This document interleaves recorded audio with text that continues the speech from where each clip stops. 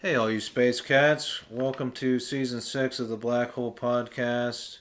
This season we're calling it Beatty vs. Corporate America. That stands for Bill Earl and Dead Eddy vs. Corporate America.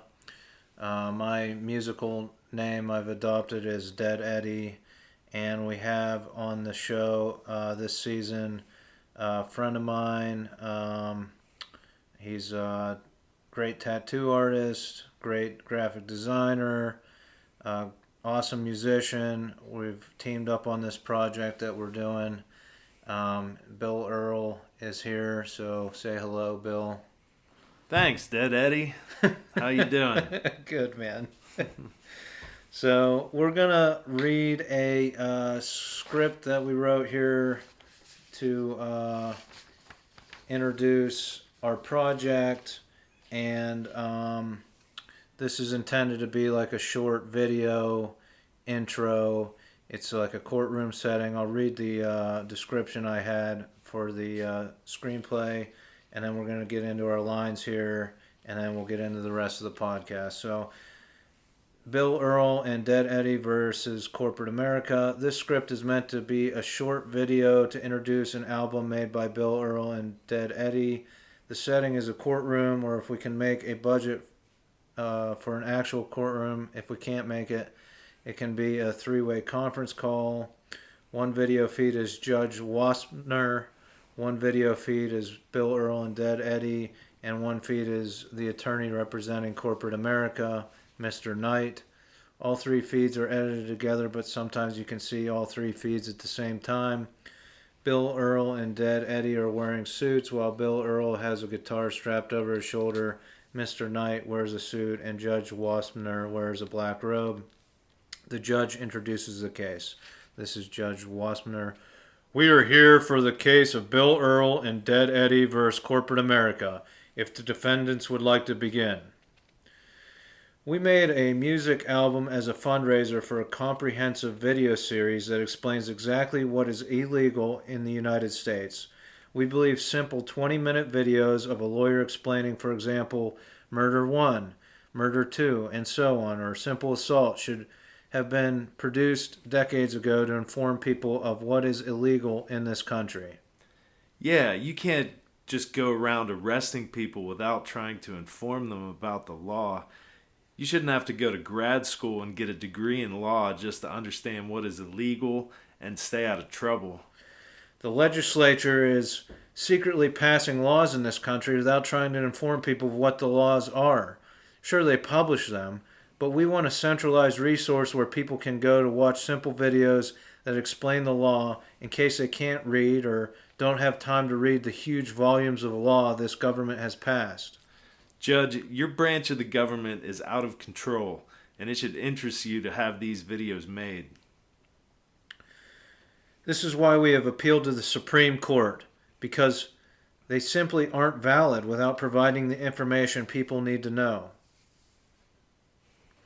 Judge Waspner, I'm going to stop you there. This is a civil suit and not the Supreme Court. It appears here that you made recordings of copyrighted material and sold them for profit.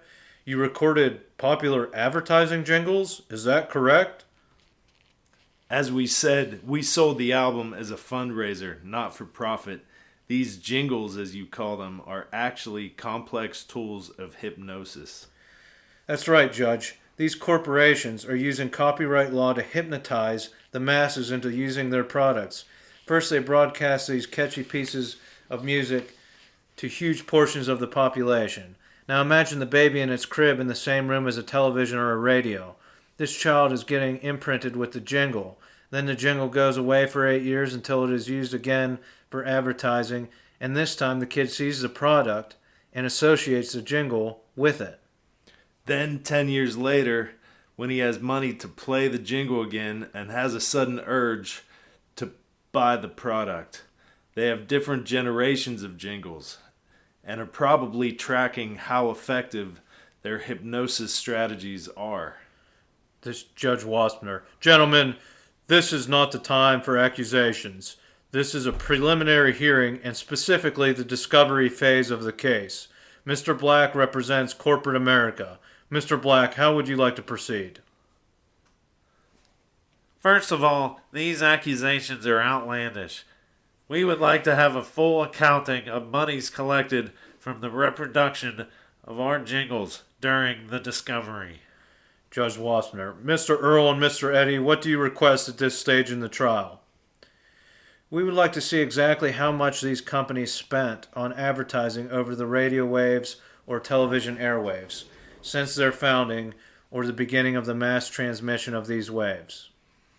We believe that people have rights, including the right to know how much money was spent projecting invisible waves through their bodies.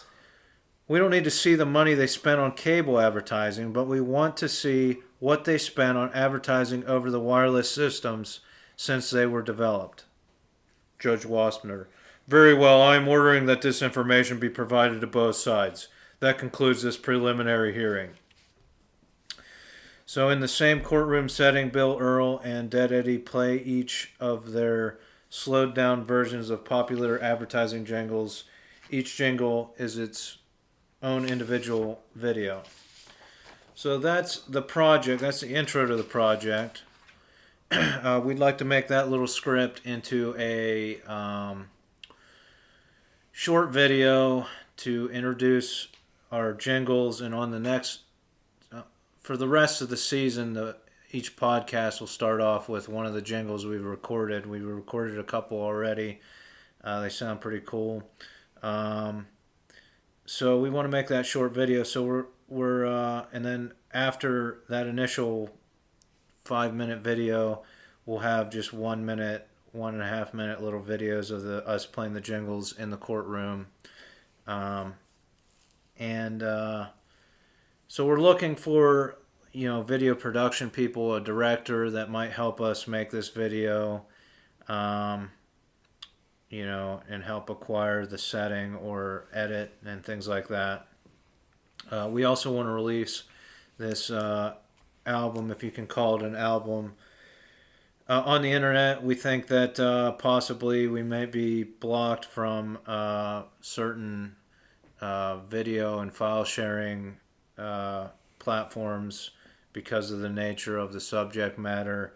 So I'd like to pay for a simple web page where you can watch our video and the little jingle music videos and maybe stream the MP3s without having to go through a third party to publish that stuff to the internet, so that we can't get shut down on this project right away. So we're looking for a web designer that's willing to help us out with that and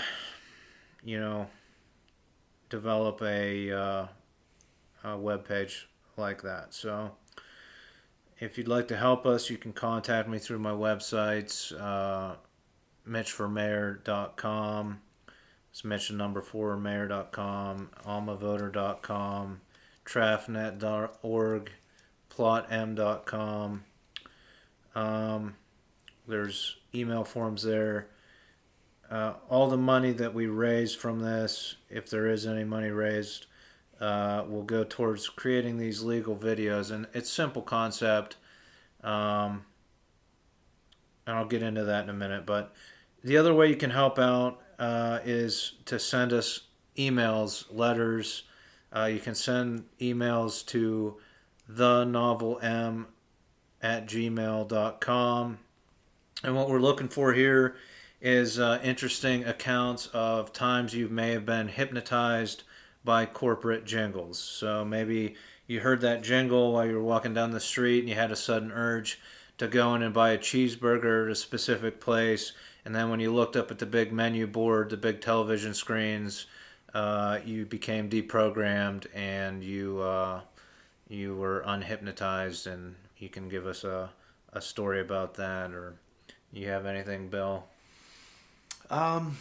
Well, yeah, I think there's a number of times that I felt that I've been compelled to go buy something because it's been programmed into my brain. Right. I think One that I hum a lot that's really made an impression on me is the Need Cash Now song. I Right. think that's Right. that one, because I can relate to that, so I think I hum that often through the day, Need cash now, Right. on repeat. I hear you. So interesting accounts of jingles, how they affected your life, and we could read some of these on the podcast, see what you come up with. We can keep them as testimony if there is any kind of legal recourse for doing this project. It helps us. We can log them away, bring them back up, and say, look, we have 50 people that felt that they were hypnotized by jingles, so that's our evidence. So we appreciate any emails you want to send us. So I have these videos I'm talking about that we're trying to raise money for. It's simple, like it said in the script. You shouldn't have to go to grad school to know what's illegal and what's legal in this country. I've made arguments about how we should inform the public about these things, and I've talked to some of my friends that are public defenders to help with these videos. I thought I could do it on a small budget, and I bought the video equipment and stuff. I'm able to do it. But the public defenders are not allowed to talk to the media, so I kind of got shut down on that. They also talked about liability and stuff like that, about putting... I didn't really understand that. I think you should just inform people. But maybe the district attorney could do it. Why not go to the top? How about, wasn't Kamala Harris a district attorney, Bill? Yeah. Yeah, I think she was a district attorney in California. So I think it would be good for the Biden-Harris campaign to actually put out a comprehensive, quick 20-minute videos. Here's this, murder, whatever. Here's assault. Here's robbery, armed robbery. Just all the stuff that people get caught on a regular basis that these DEAs prosecute on. Here is what the law is, and now you know. So if you choose to break it, that's on you. So that's my suggestion. But so we're at the end of the podcast, episode 1 of Beatty versus Corporate America. Now's the time I'd like to plug some of my friends' businesses. Keep in mind that none of these businesses mentioned condone or endorse anything that's said on this podcast or that has ever been said on this podcast. I used to refer to them as sponsors, but I think it's a better terminology to say we're just plugging them because we don't really receive monetary compensation for this podcast. So, do you have anyone you want to plug, Bill? Yeah. There's a shop that I'm working at currently, visiting Snaggletooth Tattoo in Polish Hill in Pittsburgh. Nice. And you want to plug your website at all? Yeah, or? my website is www.billearl.com. And my email address is billearl@billearl.com. So set up a tattoo, graphic design, any of those things. He's amazing. He's a great artist, and I'm really honored to work with him on this project. We're having some fun with it, I think, so it's working out good. I'll just mention French Creek Farm up in Utica, Pennsylvania. Family camping along for the French Creek. You can kayak right into your campsites. Keep that in mind for this summer. I've got big ideas for that campground this summer that I'd like to work on, hopefully with the ownership. There's Krabby Kelly's in Utica, Pennsylvania. Get all your STDs at Krabby Kelly's. That's snacks, tobacco, and drinks. Of course, there's my YouTube channel, Disability TV. Tune into Disability TV for some interesting journalistic endeavors. And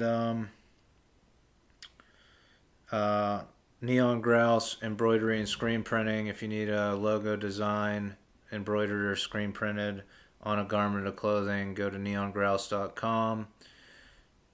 So we're just wrapping up. Thanks for listening. Join us in a week or so for the next episode.